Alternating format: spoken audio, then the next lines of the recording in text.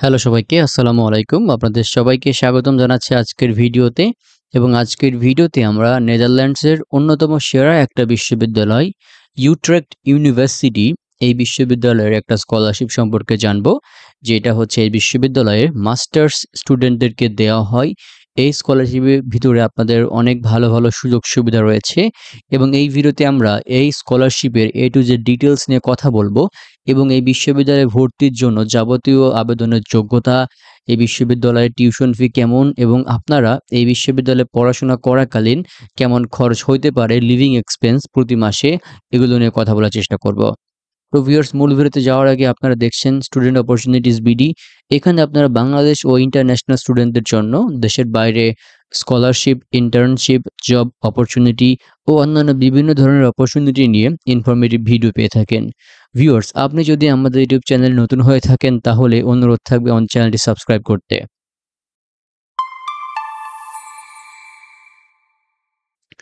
তো আজকের এই ইউনিভার্সিটিটা র‍্যাঙ্ক হচ্ছে ১০৫তম পুরো বিশ্বের মধ্যে এবং এখানকার যে মাস্টার্স প্রোগ্রাম রয়েছে এইটা সাধারণত ১ থেকে ২ বছরের হয়ে থাকে। সুতরাং আপনার ফ্যাকাল্টির ভিত্তিতে এইটা কমও হইতে পারে, বেশি হইতে পারে। এবং এই স্কলারশিপের আবেদনের শেষ সময় হচ্ছে ১লা ফেব্রুয়ারি ২০২৫ সাল।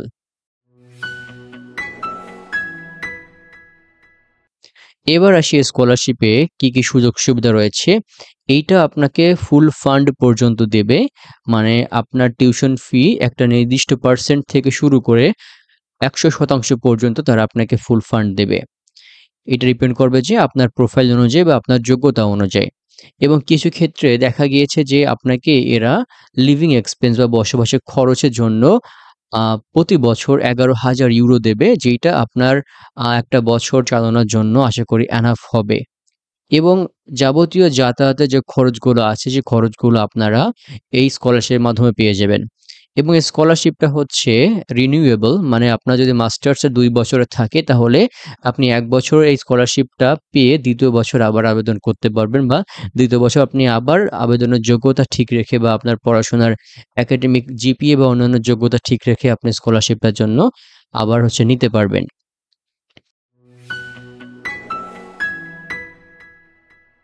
এবার আসি যে স্কলারশিপ আবেদনের জন্য কি কি যোগ্যতা থাকাতে হবে। আপনাকে হচ্ছে আপনার ক্লাসের ১০% স্টুডেন্টদের মধ্যে থাকতে হবে যারা টপে আছে, মানে যাদের সিজিপিএ ভালো তাদের মধ্যে ১০%-এর মধ্যে আপনাকে থাকতে হবে। এবং আপনাকে অবশ্যই নেদারল্যান্ডে আগে পড়াশোনার কোনো রেকর্ড নাই এরকম হইতে হবে। এবং আপনাকে এই বিশ্ববিদ্যালয়ের একটা মাস্টার্স প্রোগ্রামে, ফুল টাইম মাস্টার্স প্রোগ্রামে আবেদন করতে হবে, যেটা আপনার শুরু হবে সেপ্টেম্বর ইনটেকে। এবং আপনি যেন অন্য আরো কোনো স্কলারশিপ দ্বারা সুযোগ সুবিধা প্রাপ্ত না হন এরকম হইতে হবে, কারণ এই স্কলারশিপটা আপনাকে যে সুযোগ সুবিধা দেবে এটা পাইলে আপনাকে আর অন্য স্কলারশিপের কাছে যেতেও হবে না। এবং আপনার অবশ্যই একাডেমিক রেকর্ড বা একটা ভালো জিপিএ এবং অন্যান্য দিক যেন ভালো থাকে। এই স্কলারশিপটা আপনাকে কয়েকটা বিষয়ের উপর দেবে। তার মধ্যে একটা হচ্ছে একাডেমিক কোয়ালিটি। আপনি আপনার পড়াশোনা কিভাবে করেছেন, আপনার বিভিন্ন কোর্সে কেমন রেজাল্ট ছিল এবং আপনি বর্তমানে যেই মাস্টার্স প্রোগ্রামে আবেদন করতে যাচ্ছেন এইটার সাথে আপনার আগের পড়াশোনার কতটা মিল রয়েছে বা কতটা যৌক্তিকতা রয়েছে। এবং অবশ্যই আপনার জিপিও এখানে দেখবে, এখানে বলে দেওয়া আছে যে টপ ১০% স্টুডেন্টদের মধ্যে আপনাকে থাকতে হবে জিপিএ এর বিচারে। এবং আপনার অবশ্যই একটা স্ট্রং মোটিভেশন লেটার থাকতে হবে, যেটা ইন্ডিকেট করবে যে আপনার অবশ্যই এই প্রোগ্রামে যাওয়া উচিত, স্কলারশিপ নিয়ে পড়াশোনা করা উচিত, আপনার অবশ্যই ভালো প্যাশন রয়েছে। এবং আপনার অবশ্যই অ্যাপ্লিকেশন যেটা আছে ইউনিভার্সিটিতে এবং স্কলারশিপে, এই অ্যাপ্লিকেশন জন্য একটু ত্রুটিহীন হয় বা এই অ্যাপ্লিকেশনের মধ্যে কোনো ভুল না হয়, ভুল ইনফরমেশন না দেওয়া হয়, এগুলো কিন্তু তারা সিলেক্ট করার ক্ষেত্রে মাথায় রাখবে।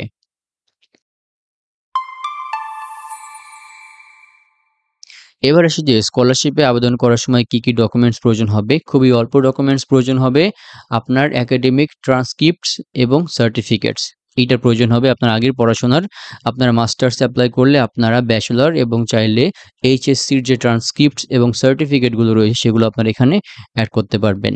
প্রয়োজন হবে গুরুত্বপূর্ণ একটা ডকুমেন্ট, মোটিভেশন লেটার। প্রয়োজন হবে আপনার স্টেটমেন্ট, যেটার মাধ্যমে আপনার এই যে প্রোগ্রামে আপনি পড়তে যাচ্ছেন এবং স্কলারশিপটা নিতে চাচ্ছেন, এইটার উদ্দেশ্য কি এটা আপনি স্টেটমেন্ট আকারে লিখবেন। একটা কমপ্লিট সিভি প্রয়োজন হবে।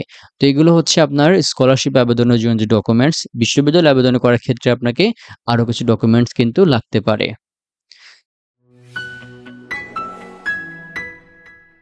এবার আমরা এই বিশ্ববিদ্যালয়ের মধ্যে আসি। বিশ্ববিদ্যালয়ে কোন ধরনের প্রোগ্রাম রয়েছে, কোন ধরনের ফ্যাকাল্টিতে আপনারা পড়াশোনা করতে পারবেন।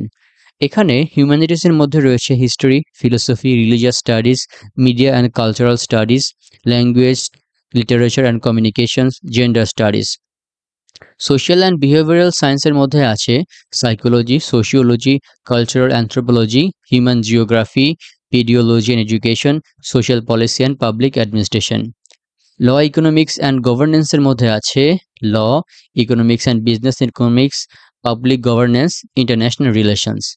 লাইফ সায়েন্সের মধ্যে আছে biology, biomedical science, pharmaceutical science, environmental biology, neuroscience, molecular life science. Natural সায়েন্সের মধ্যে আছে physics, chemistry, earth science, mathematics, computer science, artificial intelligence.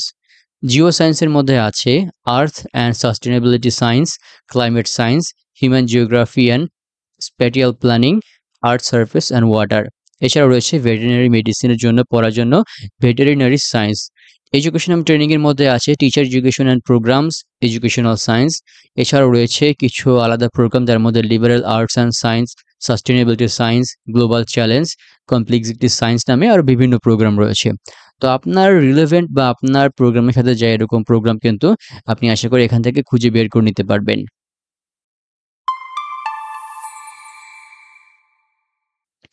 এবার আমরা বিশ্ববিদ্যালয় আবেদনের মধ্যে যাই। যদি আপনারা এখানকার ব্যাচেলরে এপ্লাই করতে চান তাহলে আপনার জিপিএ ৪ এর মধ্যে ৩ থাকতে হবে। তো সেই হিসাবে আপনার এসএসসি এবং এইচএসসিতে যদি জিপিএ ৪.25 বা তার উপরে থাকে তাহলে আপনারা এখানে ইজিলি এপ্লাই করতে পারবেন। এবং মাস্টার্সে এপ্লাই করতে হলে আপনার জিপিএ এখানে ৪ এর মধ্যে ৩.০ থাকতে হবে ব্যাচেলরে। বুঝতে পারছেন যে বিশ্ববিদ্যালয়ে আবেদন করতে আপনার জিপিএ অতটা বেশি লাগতেছে না। কিন্তু স্কলারশিপের ক্ষেত্রে আপনার জিপিএটা একটু বেশি থাকা লাগে এবং কিছু ক্ষেত্রে বলে দেওয়া আছে যে আপনার ১০% মধ্যেও থাকতে হবে ক্লাসের যারা সেরা জিপিএ তাদের মধ্যে। এক্ষেত্রে আপনার জিপিএ 3.50 এর উপরে যাওয়াটাই স্বাভাবিক। এবং এখানকার ব্যাচেলর প্রোগ্রামে ইংরেজি ভাষার দক্ষতা কেমন প্রয়োজন হবে? এখানকার যে আইএলটিএস স্কোর এটা প্রয়োজন হবে ৬ থেকে ৬.৫ এবং টোফেল স্কোর প্রয়োজন হবে মিনিমাম ৮০, তবে কোনো সেকশনে যেন ২০ এর নিচে না যায়। এবং যে গ্র্যাজুয়েট প্রোগ্রামগুলো রয়েছে সেক্ষেত্রে আপনার আইএলটিএস স্কোর প্রয়োজন হবে মিনিমাম ৬.৫ থেকে ৭.০ এবং টোফেল স্কোর প্রয়োজন হবে মিনিমাম ৯০।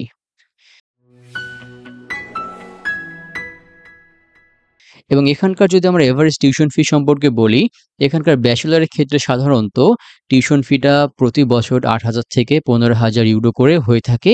এটা ডিপেন্ড করে আপনি কোন ধরনের প্রোগ্রামে যাচ্ছেন। সাধারণত হিউম্যানিটিস বা সোশ্যাল সায়েন্স রিলেটেড যে প্রোগ্রামগুলো আছে সেক্ষেত্রে আপনার টিউশন ফি একটু কম হইতে পারে এবং সায়েন্স এবং টেকনোলজি রিলেটেড যে প্রোগ্রামগুলো রয়েছে সেক্ষেত্রে আপনার টিউশন ফি একটু বেশি হতে পারে। এবং গ্র্যাজুয়েট প্রোগ্রাম মানে মাস্টার্স, পিএইচডি এগুলোর মধ্যে আপনার টিউশন ফি ১২,০০০ থেকে ১৮,০০০ পর্যন্ত হইতে পারে। তবে কিছু প্রোগ্রামে কিন্তু আপনার ২০,০০০ পর্যন্ত হতে পারে।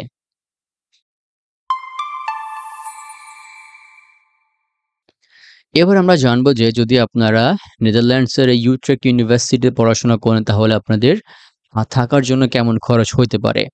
যদি আপনারা বাসায় থাকেন তাহলে বাসা ভাড়া বাবদ প্রতি মাসে আপনাকে ৪০০ থেকে ৮০০ ইউরো প্রদান করতে হবে। এটা ডিপেন্ড করে আপনি কোন ধরনের বাসায় থাকবেন। খাবারের জন্য বাজার সদাই এগুলোর ক্ষেত্রে আপনার প্রতি মাসে ২০০ থেকে ৩০০ ইউরো খরচ হবে। যদি আপনারা বাইরে খান সেজন্য প্রতি মিল আপনাকে ১০ ইউরো করে ধরে রাখতে পারেন। যাতায়াতের জন্য প্রতি মাসে আপনার খরচ হইতে পারে ৫০ থেকে ১০০ ইউরো। যদিও আমরা বলেছি স্কলারশিপের মধ্যে আপনার যাতায়াত খরচটা তারা রেখে দিবে।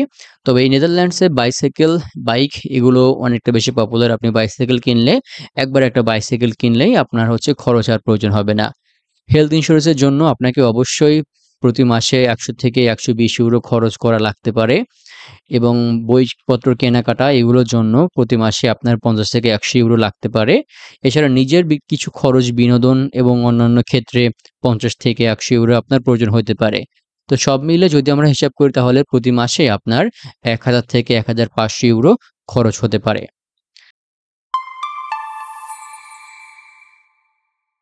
তো এবার আমরা স্কলারশিপ এবং বিশ্ববিদ্যালয় আবেদনের মধ্যে আসি। আমি আগেই বলছি যে এখানকার স্কলারশিপটা এবং বিশ্ববিদ্যালয় অ্যাপ্লিকেশনটা আলাদাভাবে, আলাদা ডকুমেন্টসও এখানে প্রয়োজন হয়। তো আপনাকে অবশ্যই মাস্টার্স প্রোগ্রামে এপ্লাই করে আসতে হবে ইউট্রেক্ট ইউনিভার্সিটিতে। তারপর আপনি হচ্ছে স্কলারশিপে এপ্লাই করবেন। অ্যাপ্লিকেশনটা সম্পূর্ণ অনলাইনে হবে, অনলাইন অ্যাপ্লিকেশন পোর্টালে। সেখানে আপনাকে বিভিন্ন ফিল্ডে ইনফরমেশন দিতে হবে, বিভিন্ন কোয়েশ্চেনের উত্তর দিতে হবে এবং যে ডকুমেন্টসগুলোর কথা উল্লেখ আছে, ডকুমেন্টসগুলো আপনারা ঠিকঠাক মতো সাবমিট করে দিলে আপনাদের হচ্ছে স্কলারশিপের আবেদনটা হয়ে যাবে। ভিউয়ার্স, নেদারল্যান্ড সহ ইউরোপের বিভিন্ন দেশের বিভিন্ন বিশ্ববিদ্যালয় এবং স্কলারশিপ সম্পর্কে জানতে আমাদের ইউটিউব চ্যানেল থেকে আপনারা ভিডিওগুলো দেখে আসতে পারেন।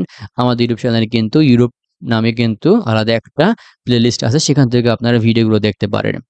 তো এই ছিল আজকের ভিডিও। সম্পূর্ণ ভিডিও শেষ পর্যন্ত দেখার জন্য অসংখ্য ধন্যবাদ। সবাই ভালো থাকবেন, সুস্থ থাকবেন। সবার জন্য অনেক অনেক শুভকামনা রইলো। আসসালামু আলাইকুম।